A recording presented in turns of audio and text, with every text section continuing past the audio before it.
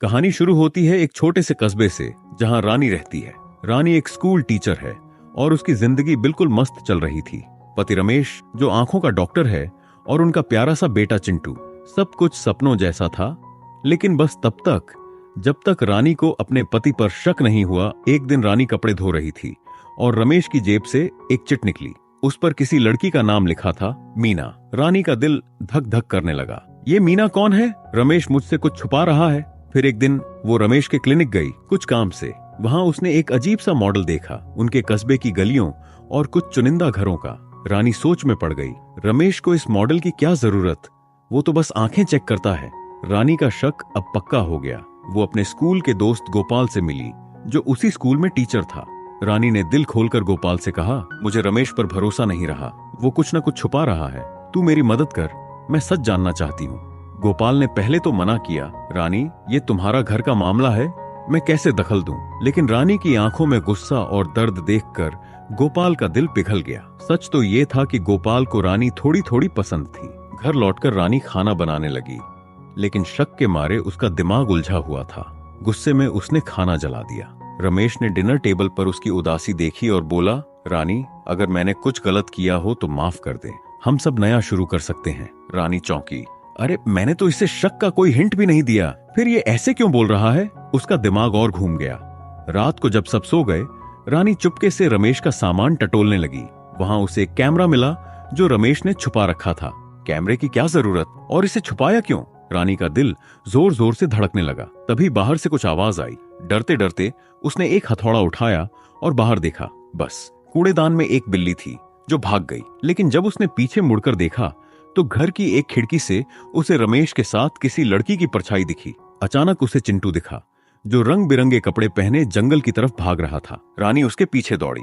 सड़क पर पहुंची तो देखा जमीन पर ढेर सारी लाशें, लेकिन पलक झपकते वो लाशें गायब और रानी पानी में डूबने लगी। तभी उसकी आंख खुली। अरे ये सब तो ख्वाब था। दिन भर रमेश के शक में डूबी रहने की वजह से ऐसे डरावने सपने आ रहे थे। अगले दिन रानी फिर गोपाल से मिली। एक चाय की दुकान पर दोनों बैठे और रानी ने कहा, गोपाल मेरा शक अब और पक्का हो गया।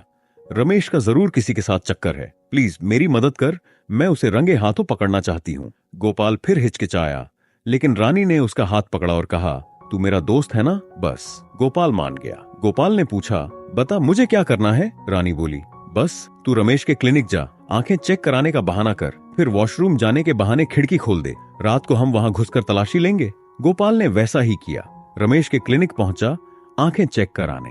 रमेश ने उससे पूछा, तू उसी स्कूल में पढ़ाता है ना जहां रानी है? रानी का नाम सुनते ही गोपाल घबरा गया। उसने हड़बड़ाते हुए कहा, हाँ लेकिन मैं किसी से ज्यादा मिलता जुलता नहीं। रमेश ने गोपाल की आंखों में ड्रॉप्स डाले और कहा, थोड़ा इंतजार कर। लेकिन गोपाल का दिल धड़क रहा था। उसने सोचा, बस काम करके भाग लूं। जैसे ही रमेश गया, गोपाल वॉशरूम में घुसा, खिड़की खोली और एक कागज फंसाकर भागने लगा। रमेश का असिस्टेंट चिल्लाया, आपका चेक अब बाकी है। लेकिन गोपाल की आंखों में ड्रॉप्स की वजह से धुंधला दिख रहा था। वो किसी तरह रानी की गाड़ी तक पहुंचा।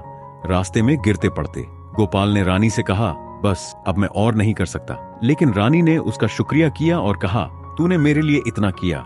दोनों का दिल एक दूसरे के करीब आ गया।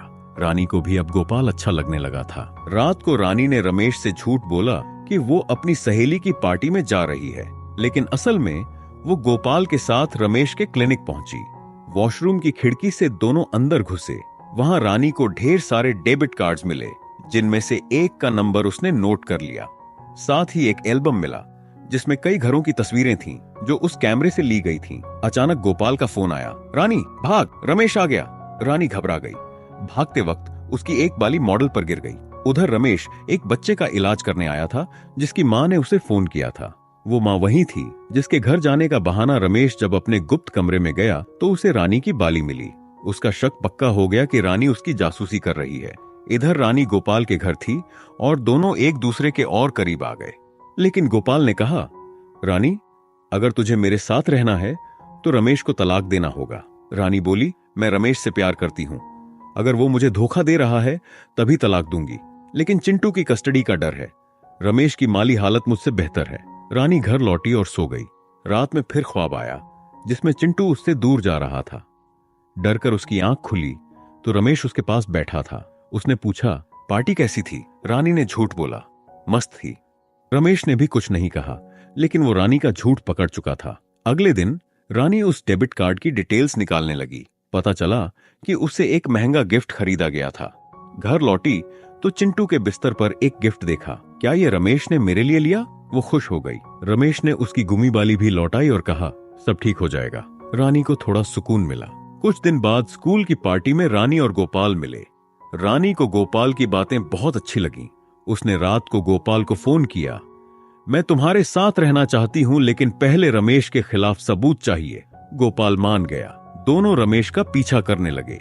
पता चला कि रमेश ने एक होटल में कमरा बुक किया है। प्लान बना, गोपाल नीचे रमेश को उलझाएगा और रानी कमरे की तलाशी लेगी।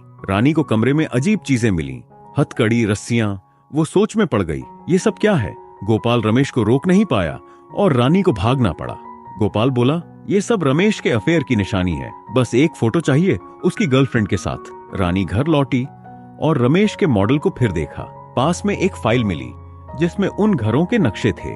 रानी ने सर्च किया तो पता चला कि उन घरों में औरतों के कत्ल हुए थे, जिनका कातिल आज तक नहीं पकड़ा गया। रानी का दिल बैठ गया। रमेश एक सीरियल किलर है। इधर गोपाल रमेश का पीछा करते करते जंगल के एक घर पहुंचा। वहां रमेश एक लड़की से मिला। गोपाल ने तस्वीरें खींची, लेकिन और सबूत के चक्कर में घर में घुस गया। वहां उसने देखा कि रमेश ने लड़की को बांधकर उसका गला काट दिया।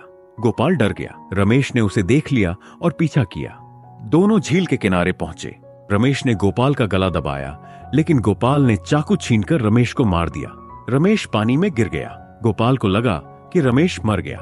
वो लौटा, अपने खून लगे कपड़े जलाए और रानी से मिला। उसने झूठ बोला, मैंने रमेश को उसकी गर्लफ्रेंड के साथ पकड़ा और उसे धमकाया। वो हमें छोड़कर चला गया। रानी को यकीन नहीं हुआ, लेकिन वो गोपाल के साथ रहने लगी। लेकिन हर पल उसे डर था कि रमेश लौटेगा। कस्बे में एक मेला हुआ। रानी चिंटू को लेकर गई। वहां उसकी सहेली ने कहा, अरे मैंने तो रमेश को अभी मेले में देखा। रानी का दिल धड़क गया। उसने इधर उधर देखा और रमेश की झलक दिखी। वो चिंटू को ढूंढने लगी। तभी गोपाल मिला, हाथ में बंदूक लिए। रानी को लगा कि गोपाल चिंटू को मारना चाहता है। रानी चिंटू को लेकर घर भागी। गोपाल भी पहुंचा और सच बताया, मैंने रमेश को उस लड़की को मारते देखा। उसने मुझे भी मारने की कोशिश की, लेकिन मैंने उसे चाकू मार दिया। रानी बोली, वो मरा नहीं, वो लौट आया।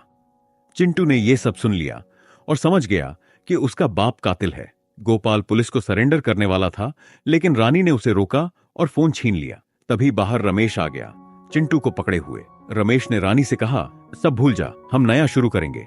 रानी ने चुपके से उसकी बात मान ली और गाड़ी में बैठ गई।